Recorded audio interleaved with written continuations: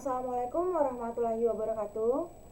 Pada kesempatan kali ini atau video kali ini, saya membahas mengenai fase perencanaan proyek teknologi information. Pada perencanaan itu pengertian menurut AB 2001 dalam Oval Hanif 2009 adalah perencanaan itu merupakan susunan atau rumusan sistematik mengenai langkah-langkah atau tindakan yang akan dilakukan di masa depan. Pentingnya proses perencanaan proyek itu, sebelum melakukan memulai proyek apapun itu ada tahap perencanaannya itu. Perencanaannya seperti proses penentuan cakupan, jadwal waktu, sumber daya, dan semua yang harus Anda ketahui agar proyek tersebut menjadi sukses. Dan fungsi perencanaan proyek itu ada 3 bagian. Yang pertama adalah sarana komunikasi bagi seluruh pihak terkait. Kemudian yang kedua merupakan dasar dalam pengalokasian sumber daya. Kemudian yang terakhir merupakan tolak ukur di dalam pengendalian. Tahap perencanaan proyek itu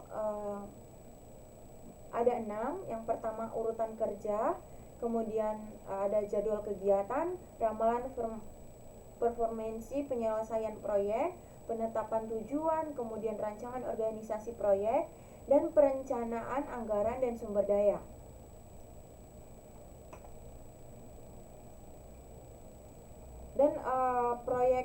Dan perencanaan proyek ini dia harus merencanakan proyek, terus mempersiapkan dan mendefinisikan rincian proyek.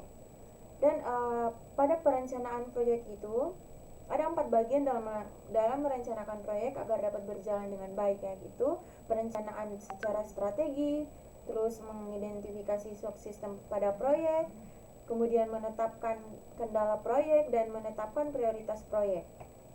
Dan perencanaan strategis itu seperti merencanakan peningkatan aktivitas dan penentuan sasaran dan menentukan sasaran apa yang harus kita rencanakan, seperti itu. Contohnya seperti memperbaiki kelemahan, terus masalah yang ditemukan pada fase dan definisi. Kemudian yang B, mengidentifikasi sub proyek, yang dimana untuk mengetahui dan menentukan lingkup pada proyek yang akan dilaksanakan berdasarkan hasil dari fase definisi.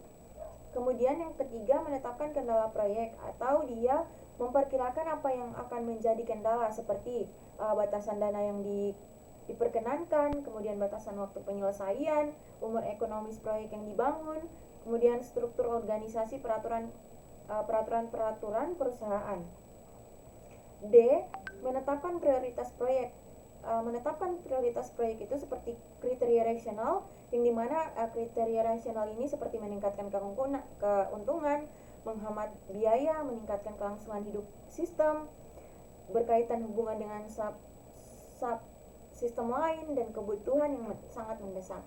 Dan menetapkan prioritas proyek ini ada yang namanya kriteria tidak rasional, seperti manajemen yang tidak berminat, kemudian menonjolkan kebanggaan. Yang kedua, mempersiapkan proyek itu harus menunjuk anggota tim, yang dimana harus profesional atau melalui konsultan, yang melalui tender, kemudian personil perusahaan sendiri, gabungan konsultan, dan dengan personil perusahaan. Dan menggunakan jasa konsultan ini memiliki kelemahan dan kelebihan. Dan yang kelemahannya itu biaya yang lebih tinggi, kemudian rahasia perusahaannya terbuka. Sedangkan pada kelebihannya itu waktu yang penyelesaian cepat, kualitas yang lebih baik. Dan menggunakan resource internal ini, kelemahannya waktu penyelesaiannya yang sangat lambat, kemudian hasil kurangnya yang berkualitas, yang sangat kualitasnya itu sangat kurang.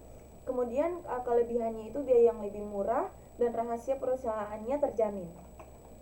Dan kombinasi menggunakan jasa konsultan dan resource internal, kelebihannya itu waktu penyelesaiannya lebih cepat, hasil sangat berkualitas, kemudian kelemahannya itu yang biaya yang lebih tinggi, rahasia perusahaan terbuka.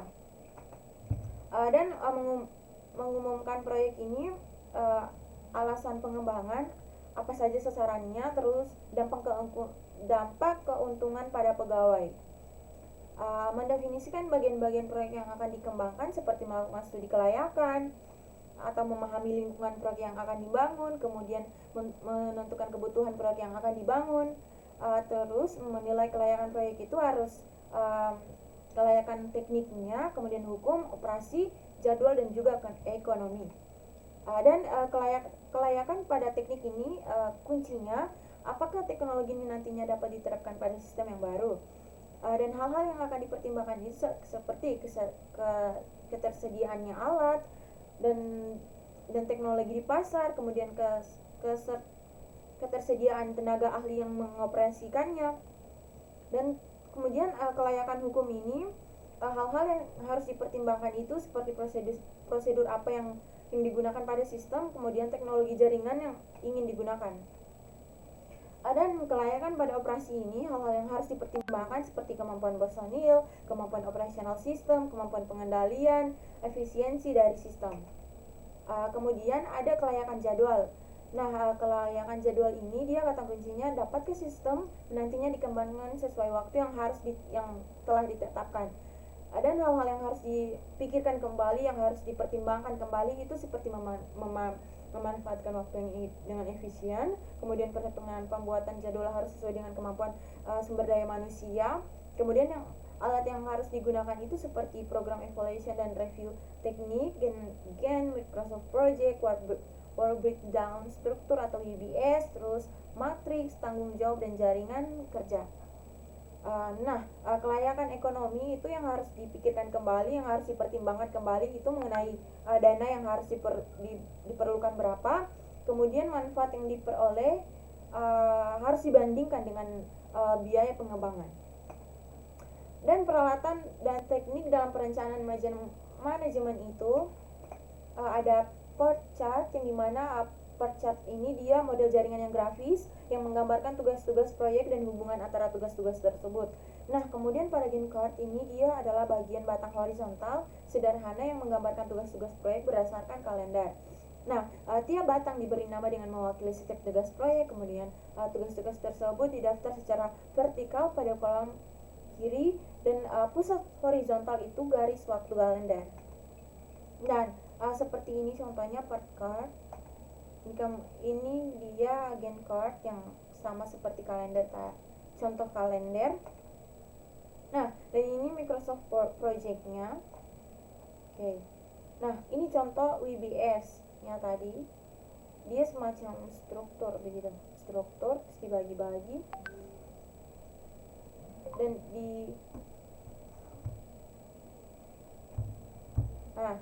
mungkin itu saja yang bisa saya review kembali mengenai fase perencanaan proyek teknologi information ini. Apabila ada kata yang kurang dipahami mohon dimaafkan. Saya akhiri dengan ucapan wabillahi taufiq wal hidayah. Wassalamualaikum warahmatullahi wabarakatuh. Terima kasih.